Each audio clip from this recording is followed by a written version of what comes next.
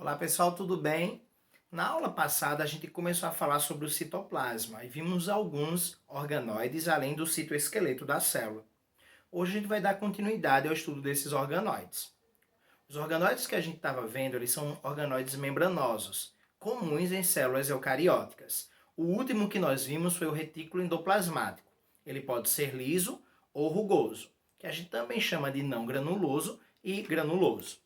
O próximo tipo de organoide é o complexo golgiense. Ele foi descoberto em 1898 por um cientista chamado Camilo Golgi. Ele estava estudando as células e corou essas células com sais de ósmio e prata, identificando estruturas achatadas como essas aqui. O complexo golgiense recebeu esse nome em homenagem a Camilo Golgi e é um conjunto de sacos achatados lameliformes, como se fossem cisternas, que formam pilhas. Cada pilha a gente chama de golgiossomo ou dictiossomo. Essas pilhas juntas formam o complexo de Golgi, que é muito comum nas células animais próximas ao núcleo ou ao retículo endoplasmático granuloso. Esse complexo de Golgi, ou complexo golgiense, ele tem a função de secretar substâncias, tá? Principalmente nas células animais, além de concentrar, modificar e eliminar secreções proteicas. Então ele armazena, tá? A principal função dele é armazenar, mas também secretar as substâncias que ele recebeu do retículo endoplasmático granuloso. Esses sacos lameliformes que formam esse complexo de Golgi apresentam duas faces. A face que a gente chama de cis, ou formativa, que é essa voltada para o núcleo da célula, e a face trans, que é aquela voltada para a membrana plasmática. A face cis, ela vai receber alguns pacotes de proteínas que estavam sendo levadas, tá, pelo retículo endoplasmático. Então, o retículo endoplasmático guardou ali, transportou e vai lançar esse pacote de proteínas, que pode ser uma enzima, para o complexo golgiense. Ele recebe tudo isso daí, tá, essas vesículas lipídicas e proteicas vindas do retículo, e depois ele lança essas vesículas para fora ou não. Ele pode armazenar, que é a função dele, ou pode secretar, lançar, tá? Pela face trans. Essa face trans ou de maturação, tá? Vai se desprender dela algumas vesículas proteicas, chamadas de lisossomos, tá? Que vai ter uma função digestiva, ou vai ter uma função de secretar algumas substâncias fora que não estavam sendo legais para a célula num processo chamado exocitose, como a gente vê aqui, a vesícula de secreção. Também pode formar uma estrutura da membrana celular, já que as proteínas formadas no retículo endoplasmático podem fazer parte da membrana plasmática. Também vamos ter a formação de alguns polissacarídeos, tá? Como a hemicelulose na parede celular, a pectina na lamela média, que é a região entre duas paredes celulares de células vegetais, e as glicosaminoglicanas, que são estruturas presentes na matriz extracelular de algumas células, de alguns tecidos vegetais, de alguns tecidos animais, desculpa. O complexo golgiense origina também um acrossomo, que é uma estrutura importante no espermatozoide. Vamos ver o que seria esse acrossomo. A célula, lá nas nossas gônadas masculinas, os testículos, ela vai se diferenciar num processo chamado de espermiogênese, que é a formação do espermatozoide, no caso a diferenciação em si. Está formando uma estrutura com uma cauda, um conjunto de mitocôndrias, que é a peça intermediária, e uma cabeça com o núcleo da célula. O espermatozoide é uma célula diferenciada. Na ponta desse espermatozoide a gente tem um acrossomo, que é uma estrutura repleta de enzimas e se localiza na cabeça do espermatozoide, próximo do núcleo dessa célula sexual. O acrossomo é produzido pelo complexo golgiense e possui sua função relacionada à fecundação. Essa vesícula é limitada por uma membrana que mantém suas enzimas contidas até que chegue o momento de sua atuação. Veja bem, a fecundação do ovócito pelo espermatozoide não se trata de um evento simples e livre de controle. Naquela estrutura existem barreiras que devem ser ultrapassadas para que ocorra a fertilização. A zona pelúcida é um exemplo dessa barreira e é exatamente onde ocorre a atividade do acrossomo. Os espermatozoides, ao chegarem à zona pelúcida, dependem do rompimento da membrana acrossômica, liberando suas enzimas digestivas. Isso ocorre a partir do reconhecimento celular, realizado pela ligação do espermatozoide a uma proteína específica dessa zona. Somente após esse evento hidrolítico é que as membranas dos gametas podem se fundir e ocorrer a fecundação. Enfim, o acrossomo é uma estrutura que compõe o espermatozoide e é essencial para que possa ocorrer a fecundação e a consequente reprodução. Então é isso. Aqui a gente tem qual a função do acrossomo. Está formado pelo complexo golgiense. Uma outra estrutura celular, outra organela, organoide, é o lisossomo, que são vesículas membranosas arredondadas. Olha aqui, ó. Tá, o lisossomo ele tem a característica de possuir enzimas digestivas dentro dele para digestão intracelular. Eles são originados do complexo de Golgi, ou complexo golgiense, e vão ter as seguintes funções, ou características. A função heterofágica e a função autofágica. O que é isso? A função heterofágica é quando ele digere alguma coisa que entra dentro da célula que não é legal para a célula, tá? Ou que a célula se alimenta daquilo. Ele vai se unir a essa estrutura e digeri-la, tá? Essa digestão vai formar um vacúolo residual que vai ser jogado fora por exocitose. Esses lisossomos primários vão se unir a uma estrutura que englobou alguma molécula, alguma partícula dentro da célula, por endocitose, fagocitose ou pinocitose, tá? E forma um vacúolo digestivo. Esse primeiro momento de união entre o lisossomo e esse fagossomo, tá? Dá origem aos vacúolos digestivos, que é o lisossomo secundário. Ele vai ser jogado fora, vira o vacúolo residual, depois de se alimentar, vamos dizer assim, e por exocitose elimina esses nutrientes. A segunda função é a função autofágica. Esse lisossomo também tem a função de comer, tá? De digerir partes da célula que não tem mais funcionamento ideal, que não prestam mais, vamos dizer assim. É uma digestão natural de estruturas que estão velhas.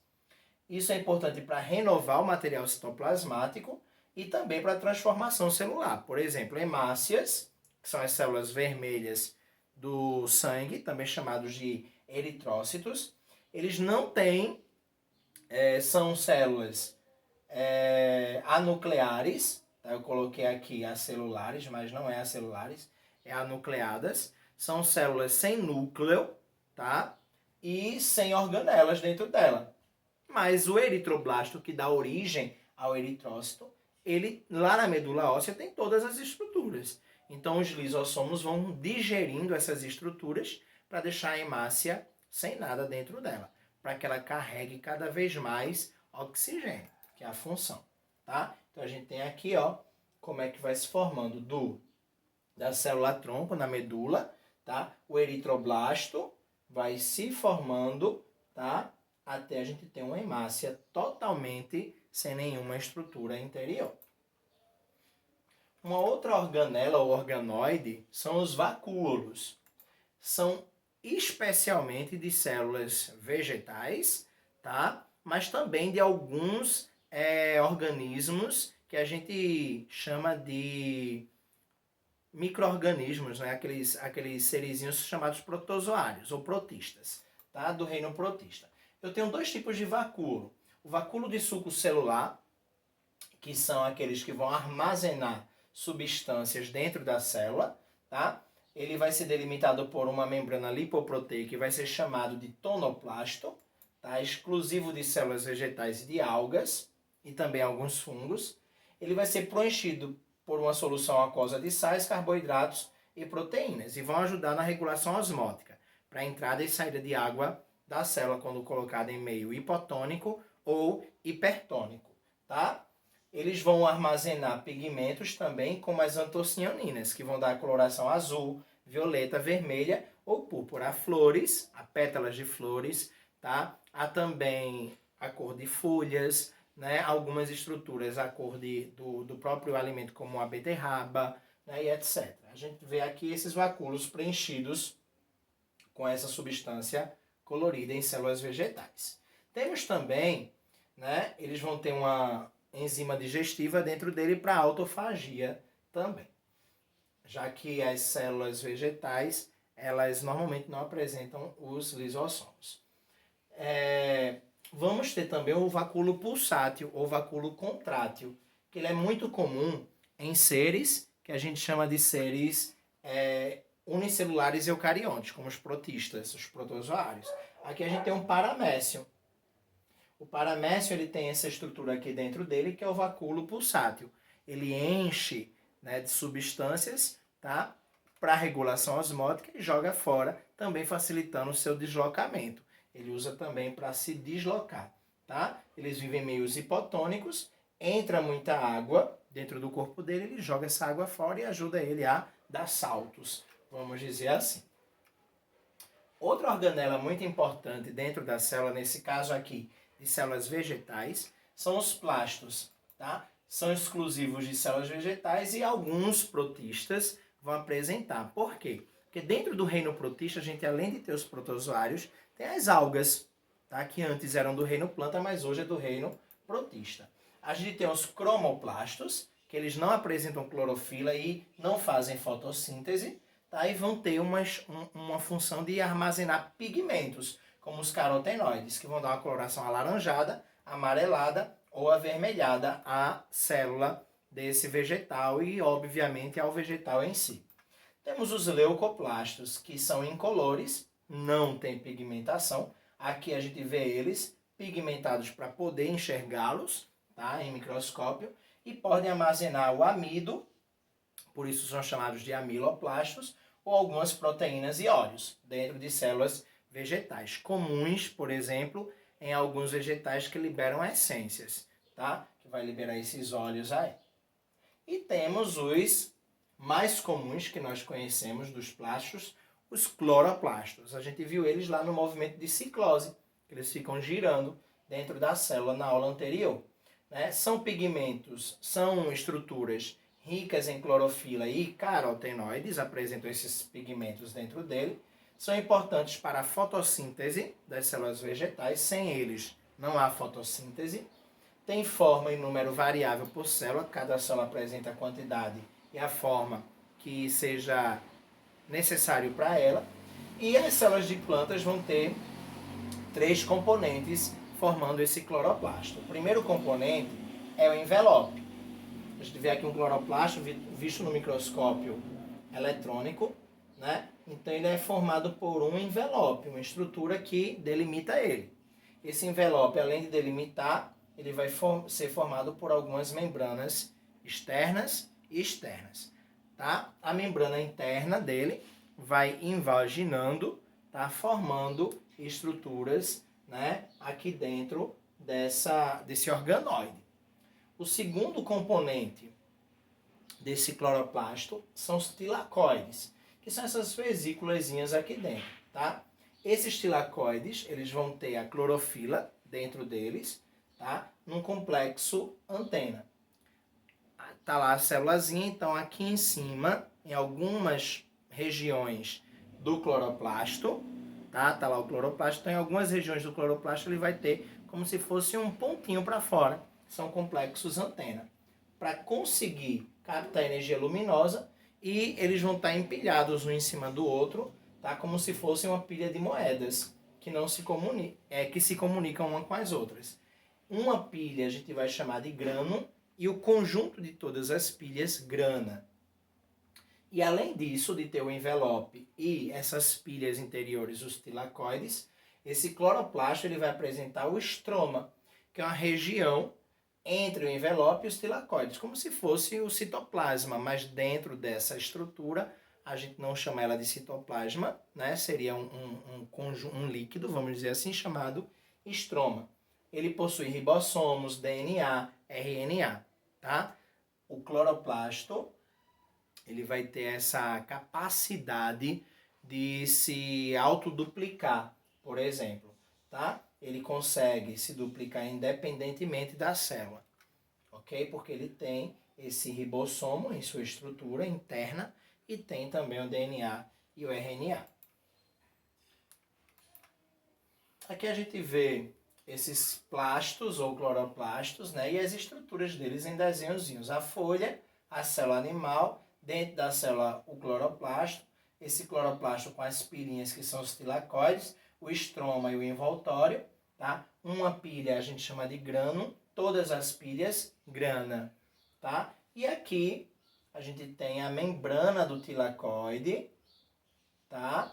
E nessa membrana a gente tem estruturas que são de clorofila, que é chamada de complexo antena. E aqui uma visão no microscópio mais avançado, eletrônico, tá?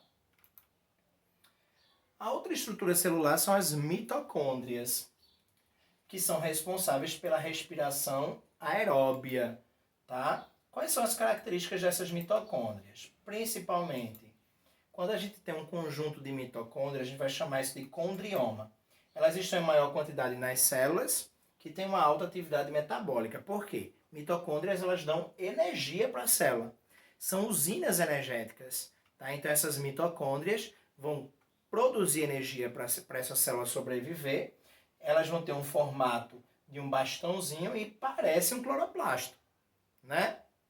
Então, elas têm características muito parecidas pelo processo de evolução que a gente viu lá na aula de origem dos seres vivos, né? Primeiro originou-se as mitocôndrias, depois, por englobamento, né, por endossimbiose, os cloroplastos. Elas são herdadas apenas das mães, no caso dos animais, tá? E as mitocôndrias espermáticas, elas não entram dentro do óvulo na hora da fecundação, porque elas dão energia para a cauda, como a gente viu quando falou do espermatozoide e do acrossomo. Então, essa mitocôndria dá energia para a cauda do espermatozoide e quando o espermatozoide penetra no óvulo, só o núcleo que entra e as enzimas do acrossomo. A mitocôndria que fica na peça intermediária com a cauda fica do lado de fora desse óvulo, tá? Então, para testes de saber se o filho é daquela mãe, normalmente se usa o DNA das mitocôndrias para fazer o teste. Ela é formada por membranas, são duas lipoproteicas, uma externa e outra interna. A membrana externa ela é lisa e a membrana interna ela é toda cheia de dobras ou invaginações, tá? Essa membrana externa lisa forma o que a gente chama de crista mitocondrial, tá? E a externa não forma a crista mitocondrial, ela é lisa, né? Foi um erro isso aqui. E a interna forma a crista mitocondrial, tá? Com essas invaginações. Esqueçam esse nome aqui, crista mitocondrial.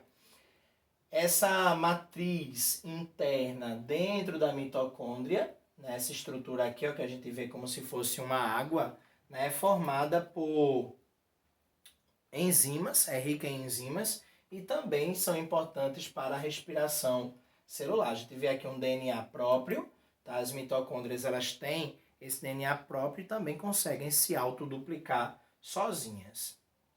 Dentro a gente vai ter ainda íons de cálcio, magnésio, mitorribossomos, moléculas de DNA e RNA. A gente vai ver a estrutura da mitocôndria e a função dela com mais especificidade numa aula posterior. Bem, gente, na aula de hoje a gente conclui esses organoides celulares e o citoesqueleto, né, falando do citoplasma, com os exercícios, tá?